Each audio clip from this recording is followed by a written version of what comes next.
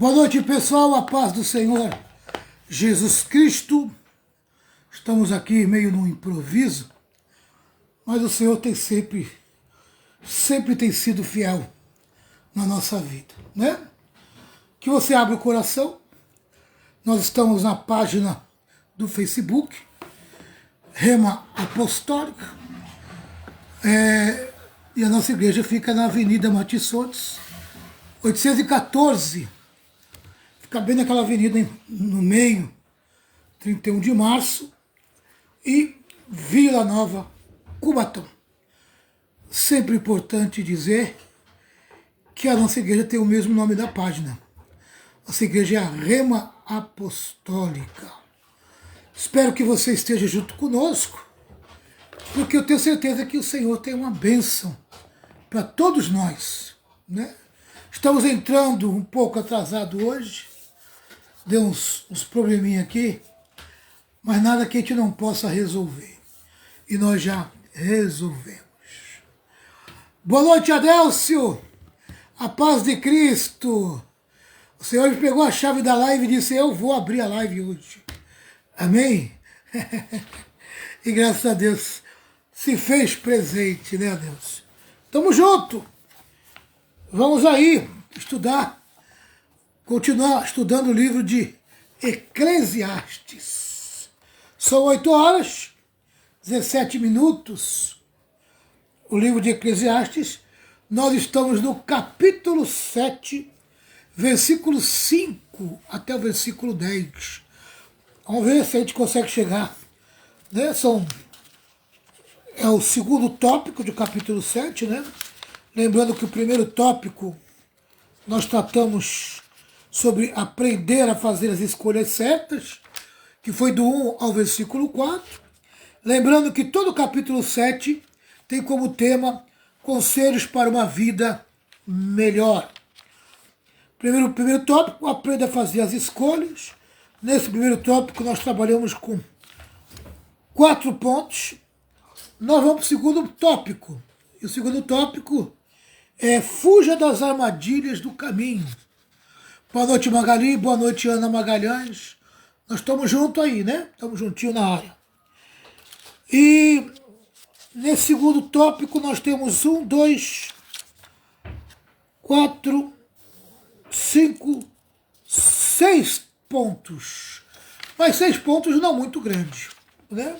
Vamos ver se eu consigo fazer 3 hoje e 3 semana que vem. Vamos ver. Se der tudo certo, a gente faz aí 3 pontos. Nós vamos encontrar aqui, nesse tópico aqui, é o tema fuja das armadilhas do caminho. E nós encontramos aqui 6 advertências que são dadas aqui. Vamos à primeira? A primeira está no versículo 5 e 6. Capítulo 7 de Eclesiastes, versículos 5 e 6. Diz assim: é melhor ouvir a repreensão de um sábio do que escutar elogios de um tolo. A risada dos tolos é como os estalos de espinho no fogo.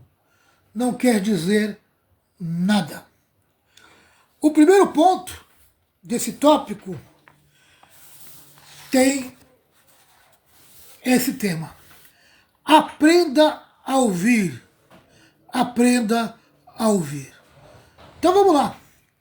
Melhor é ouvir a repreensão do sábio do que ouvir a canção do insensato.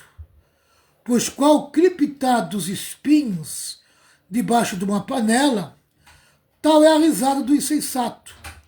Também isto é vaidade. Amém? Essa aqui é uma versão mais antiga. A que eu li foi a versão mais moderna, né? A linguagem de hoje. É melhor ouvir a repreensão de um sábio do que escutar elogios de um tolo. Aqui está a linguagem de hoje. A risada dos tolos é como os estalos de espinhos no fogo. Não quer dizer nada, só estalou, né? Mas dizer mesmo não quer dizer nada. Vamos lá. Diz assim, lembrando os irmãos que eu faço aqui, eu leio o comentário e faço uma facilitação para vocês, né? Dou uma esmiuçada. Vamos lá. A repreensão do sábio abre feridas em nossa alma. Mas essas repreensões são como o bisturi de um habilidoso cirurgião que remove o tumor infecto. Praticamente ele está dizendo aqui sobre a importância de sermos confrontados. Então, quando o sábio nos repreende, nos confronta, tá? Vai bater de frente a princípio, vai fazer um corte. Por quê? Porque ele vai te repreender e vai te confrontar, amém, para ver se ele consegue arrancar esse tumor que está na tua alma, né? Que está te ferindo, que está te machucando, que está trazendo uma doença para a tua alma dentro de você.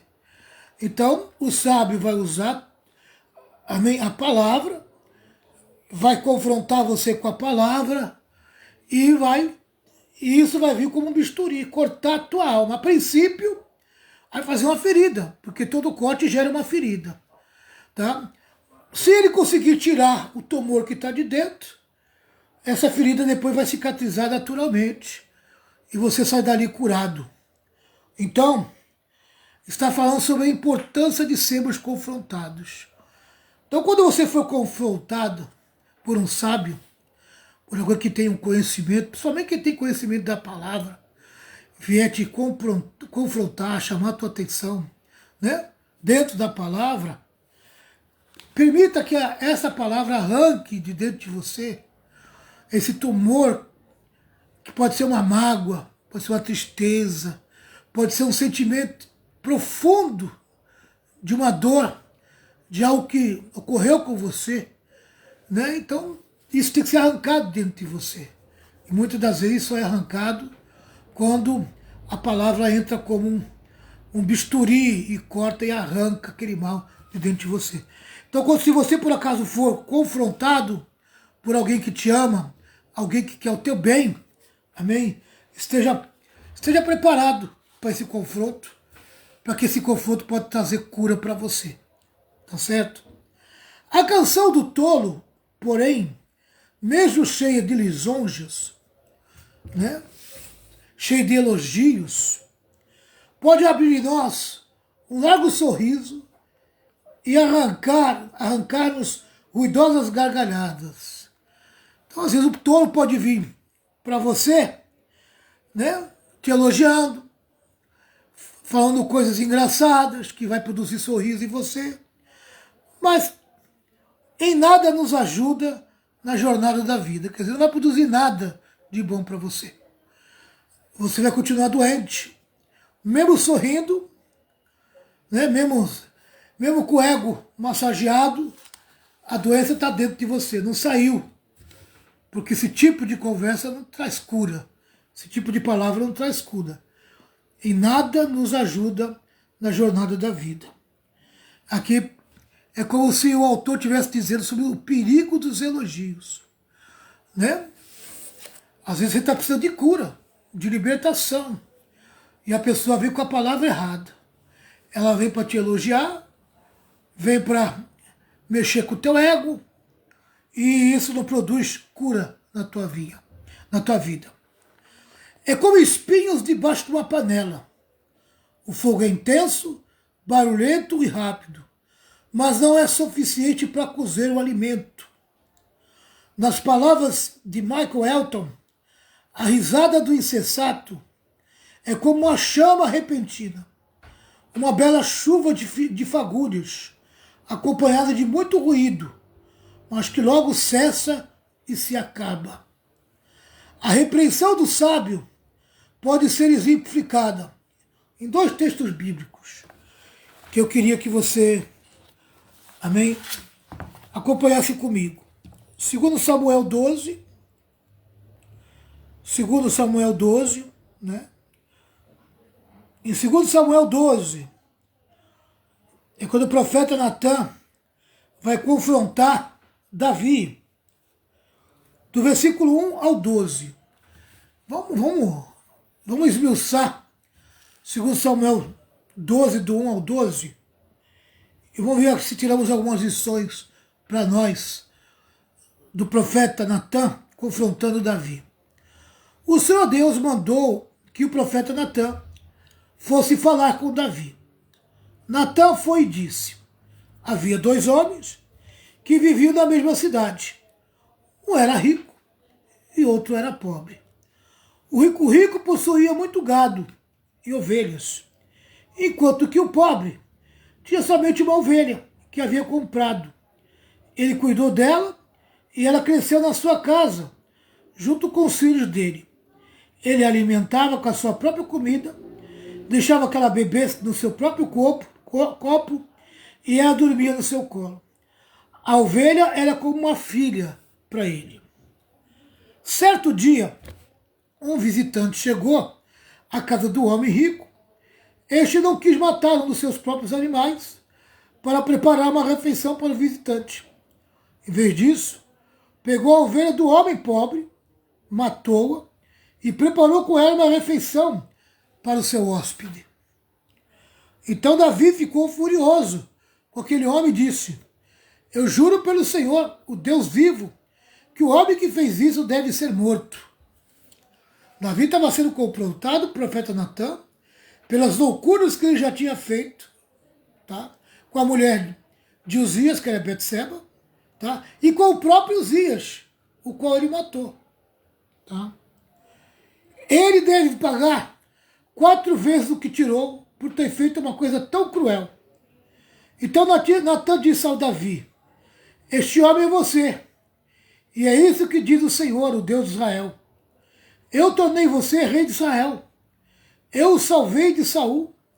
Eu lhe dei o reino e as mulheres dele. Tornei você rei de Israel e de Judá. E se isso não bastasse, eu lhe teria dado 2 vezes mais. Por que você desobedeceu aos meus mandamentos e fez essa coisa tão horrível? Você fez com que Urias fosse morto na batalha, deixou que os amonitas o matassem, e então ficou com a esposa dele. Portanto, porque você me desobedeceu e tomou a mulher de Urias, sempre algum dos seus descendentes morrerão de morte violenta. E também afirmo que farei uma pessoa da sua própria família causar a sua desgraça. Você verá isso quando tirar suas esposas e as der a outro homem, e ele terá relação com elas em plena luz do dia. Todas essas coisas se cumpriram na vida de Davi. Todas essas coisas se cumpriram na vida dele. Ele foi confrontado. Amém? Ele foi confrontado. Ele pecou e foi confrontado. Né? E Deus queria curar ele, queria libertar ele. Mas havia um caminho que ele teria que percorrer para ser curado. E não era um caminho fácil, não. Um caminho dolorido. Às vezes a cura, amém, que Jesus traz para a nossa vida, ela não vem de uma maneira doce. Ela vem de uma maneira muito amarga. E tem outra coisa, Deus não poupa, amém, você. Mesmo você se arrependendo e mesmo você, né, voltando para o caminho dele. Agora, o que você plantou, você vai colher. Você só vai ter uma vida normal depois que você colher, amém, tudo que você plantou de errado. Por um bom período, Davi passou por um sofrimento muito sério em relação aos seus filhos, em relação à sua família, por causa desse pecado. Aí Deus diz assim: você pecou escondido, em segredo, mas eu farei com que isso aconteça em plena luz do dia, para todo o povo de Israel ver. Eu te envergonharei diante da nação. Pode ter certeza. Amém? Nós vimos o resultado. Depois Davi se arrepende do que fez. Ele se humilha diante de Deus.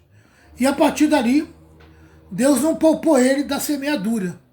Deus perdoou ele, restaurou ele para a comunhão, trouxe ele para perto, né?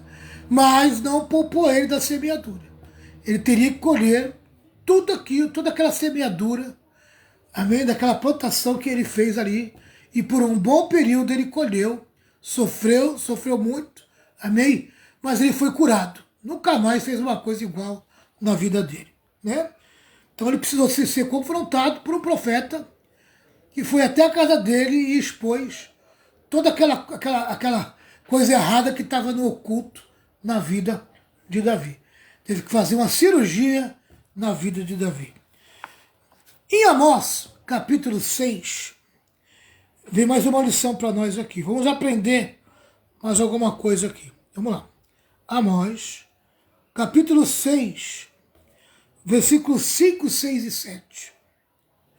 Amós 5, Amós 6, versículos 5, 6 e 7. Diz assim: Vocês fazem músicas como fez o rei Davi, e gostam de cantá-las com acompanhamento de harpas. Bebe vinho em taças enormes, usa perfumes mais caros, mas não se importam com a desgraça do país. Portanto, vocês serão os primeiros a serem levados como prisioneiros para fora do país, e não haverá mais banquetes alegres. Vocês vão para o cativeiro. Tá? Então ele está falando com a classe política de Israel, né? Amém? Comparando eles ao rei Davi, era a classe política que Deus estava repreendendo. Ai dos que têm uma vida boa em Jerusalém.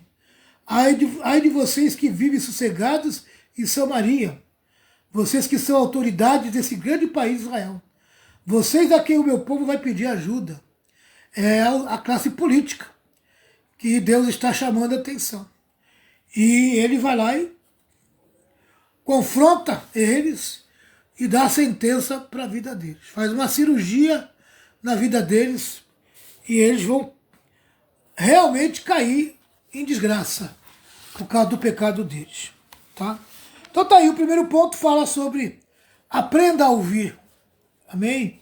Aprenda a ouvir. Tá? A importância de sermos confrontados.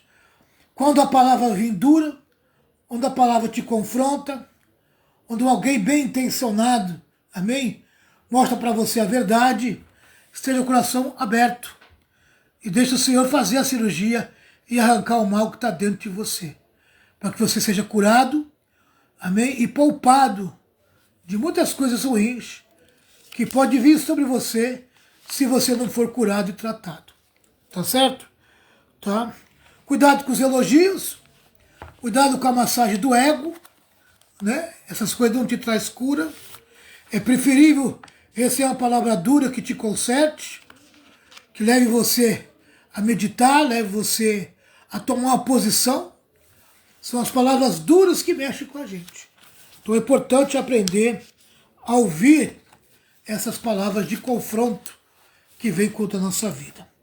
Vamos ao segundo ponto. O segundo ponto é Eclesiastes 7:7 e o tema é mantenha-se íntegro na adversidade. Mantenha-se íntegro na adversidade. Então, Eclesiastes, vamos lá para Eclesiastes, capítulo 7, versículo 7. Diz assim: Quando o sábio usa a violência, ele se torna tolo. Quem aceita suborno estraga o seu caráter. Tá? Então é Eclesiastes 7, versículo 7. Amém? Tem o tema esse aqui, ó, mantenha-se íntegro na adversidade. Quer dizer, mantenha-se alinhado com a palavra, mantenha-se em retidão, mantenha-se em santificação, mantenha-se dentro da palavra. Então, usar a vida com sabedoria é estar alinhado com a palavra. A palavra te dará a sabedoria de andar certo, de andar correto, de andar em retidão. Tá? Amém? E quando você, em vez de promover a paz, tratar as coisas com paz, serenidade, tranquilidade, em vez disso, usa a violência, tá? Você se torna tolo e deixa de ser sábio. O sábio anda dentro da palavra. O sábio tem um caráter, amém, onde Cristo reina, onde Deus reina, tá? Esse é o sábio. E o sábio ele não usa a violência, tá? Ele usa a paz, ele usa a calma, ele usa a tranquilidade, tá? Outro defeito de caráter, quando você permite e você aceita suborno. Se você aceita suborno, você estraga o teu caráter, tá? Amém? Deus não concorda com quem se deixa subornar. Tá certo? Então você tem que andar com integridade, retidão. Não pode entrar por esse caminho. Na adversidade, mantenha-se íntegro. Vamos lá.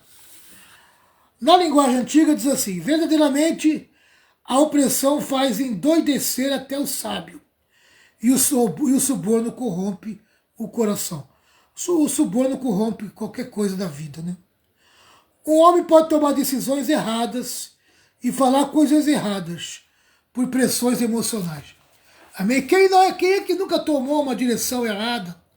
Quem é que nunca falou? Amém? Tá? Quem nunca tomou uma decisão errada? Quem é que nunca falou coisas erradas dentro de uma pressão? Amém? Todos nós passamos por pressão. O mundo nos pressiona. Amém? Trabalho nos pressiona. Amigos nos pressionam.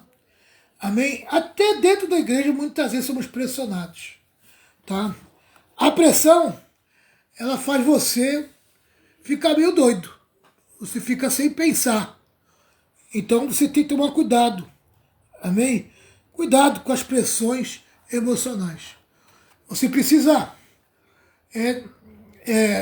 manter as pessoas que têm essa facilidade de pressionar a tua vida afastado de você, longe da tua vida, tá? Ou você colocar um freio na boca delas. Tá entendendo? Quer conviver comigo? Então não vive me pressionando. Eu não quero ninguém que me pressione, né? Para atrapalhar a minha vida emocional. Porque senão eu fico sem raciocínio. Eu fico sem pensar.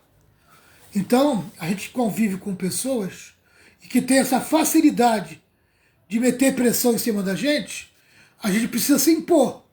Porque se a gente não se impor, elas enfiam as suas pressões em cima da gente.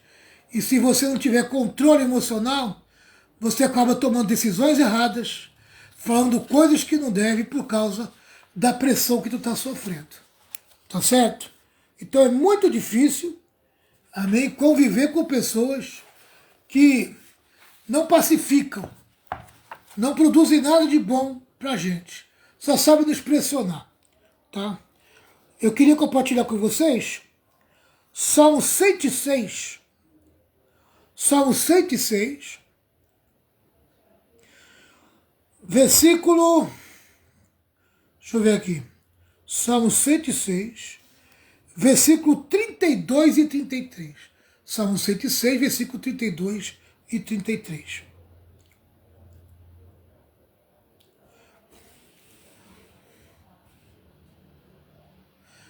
Olha aqui Moisés vivendo uma pressão.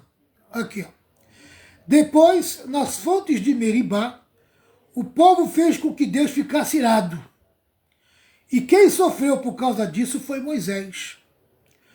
Eles fizeram com que Moisés ficasse tão irritado que ele disse coisas que não deviam. Eles não mataram os pagãos como o Senhor Deus tinha mandado. Né? Versículo 32 e 33. Tá? Eles conseguiram tirar a passividade de Moisés. Eles conseguiram levar Moisés à irritação. Amém? Eles fizeram Moisés sofrer, né? Porque acabou Deus ficando irado com as coisas erradas que eles estavam fazendo. E quem sofreu com isso foi o próprio Moisés, porque sentiu-se pressionado. De um lado estava o povo, do outro lado estava Deus e a pressão em cima dele. E ele ficou irritado por causa dessa pressão. E acabou o quê? Dizendo coisas que não devia. Amém? Parece que foi até mesmo nessa passagem aqui que Moisés foi destituído da terra prometida. Por causa de um erro dele. Amém? Uma palavra errada dele.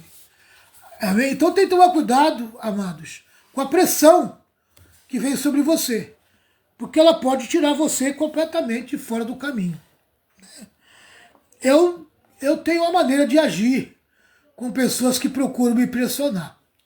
Eu procuro colocar elas no lugar dela. Não adianta vir com pressão, que com pressão não consegue nada. Não adianta vir se impor, dizendo como é que tem que ser feito. Não. Amém? Quiser andar comigo, tem que andar primeiro alinhado com a palavra. E depois, amém, tem que ser tranquilo. Tem que falar comigo de uma maneira tranquila. Não vem meter pressão, não vem meter louco para cima de mim, não. Porque assim tu não consegue nada. Né? Eu tenho essa maneira de agir. Porque as pessoas querem, amém, impor o que elas querem em cima da gente. Metem pressão em cima da gente. E acaba o quê? A gente acaba perdendo o controle. Acaba perdendo o domínio, até mesmo das nossas falas, daquilo que falamos.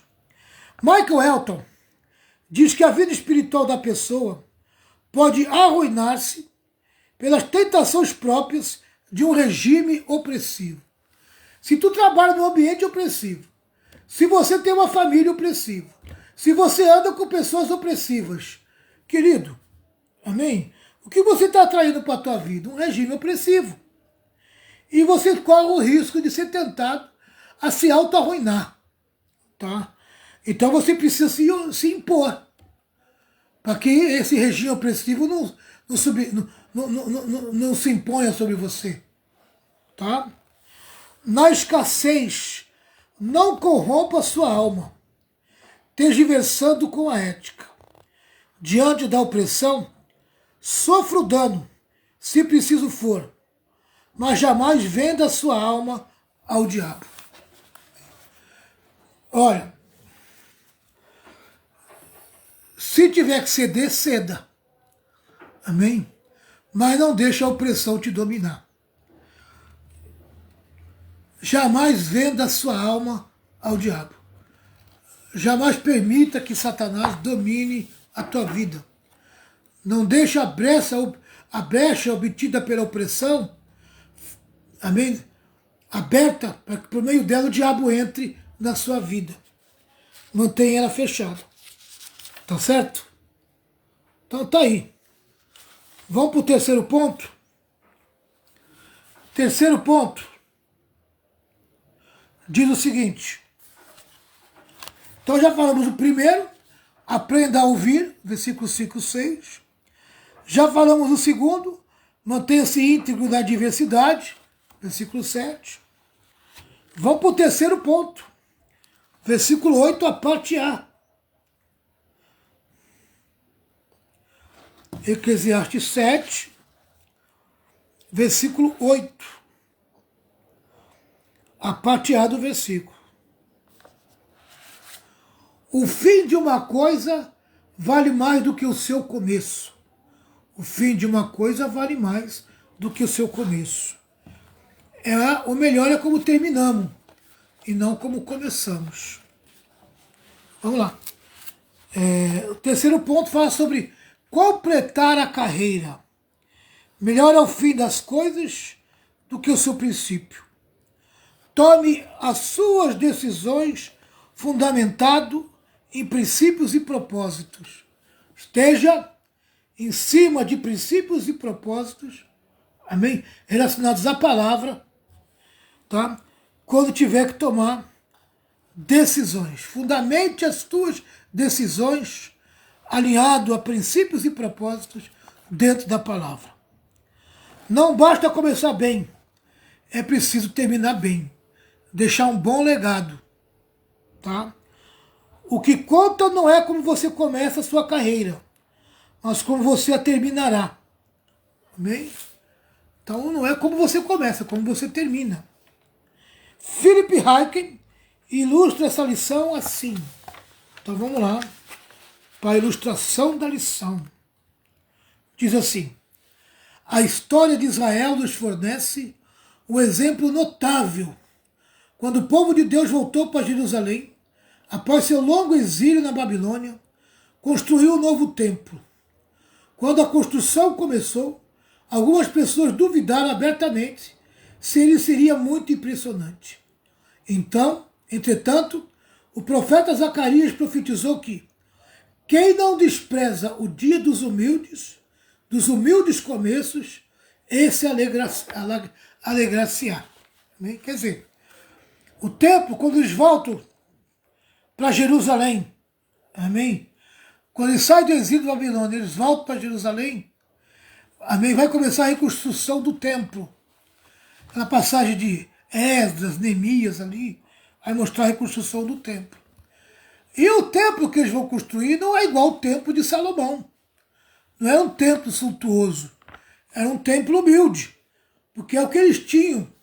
O material que eles iam usar, amém, não era igual ao material que Salomão fez o templo dele, né? O templo para Deus dele. Tá certo? O templo de Salomão é um templo enriquecido. Esse seria de uma maneira mais simples, né? Mais humilde. Mas depois viria um outro que seria tão suntuoso como o do Salomão. Mas esse não. Tá?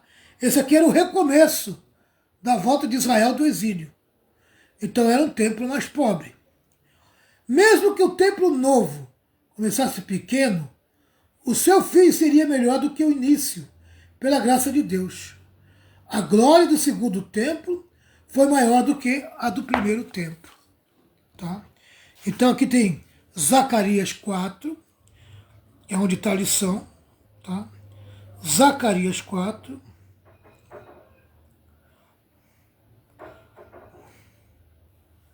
Versículo 10. Zacarias 4, versículo 10. Diz assim: E os que não deram valor a um começo tão humilde vão ficar alegres quando virem Zorobabel terminando a construção do templo. As 7 lamparinas representam os 7 olhos do Senhor Deus, que vem tudo o que se passa no mundo inteiro. Tá? Vou repetir essa primeira parte. Os que não deram valor a um começo tão humilde vão ficar alegres quando virem Zorobabel terminando a construção do templo. Amém? Então, o começo é pequeno, mas o término é grande. Então a lição é essa aí. Amém? Não importa como você começa. E às vezes você começa de uma maneira grandiosa e termina pequeno. Tá? Então o importante é como você termina. Pode começar humilde, simplesinho. Amém? Mas lá na frente você vai terminar de uma forma gloriosa. Tá? Então tá aí esses 3 pontos que eu vou deixar para vocês hoje, como havia prometido. Nós falamos dos 3 pontos e vamos deixar os 3 últimos pontos para a semana que vem. Tá certo? Então tá aí, ó. Fuja das armadilhas do caminho. Primeiro, aprenda a ouvir. Segundo, mantenha-se íntegro na diversidade. E terceiro, complete sua carreira. Amém? Tá? O que são as armadilhas? É você não saber ouvir, é você perder a integridade na diversidade e é você terminar a carreira de uma maneira mal, não deixando um legado de coisas grandes que Deus tem preparado para você. Tá certo? Então tá aí a palavra de hoje. Guarda no teu coração. Fique com essa palavra. Espero que você tenha aprendido, né? Dê importância aos confrontos que Deus te leva, tá?